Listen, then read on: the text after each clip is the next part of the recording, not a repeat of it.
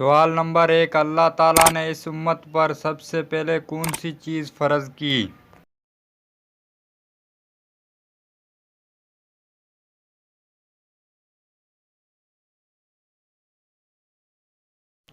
जवाब है 5 वक्त की नमाज। सवाल नंबर 2, किस तरह की छत पर सोना मना है?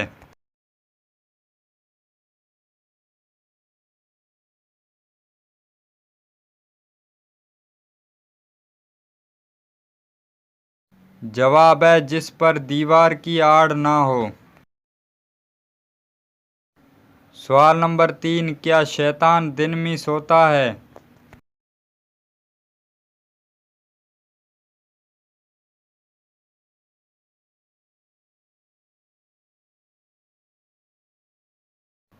जवाब है नहीं सोता।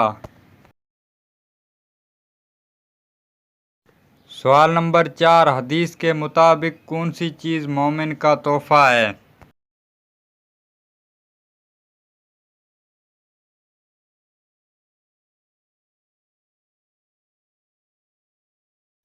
जवाब है मौत। सवाल नंबर 5, किस नबी की बीवी जहन्नम में जाएगी?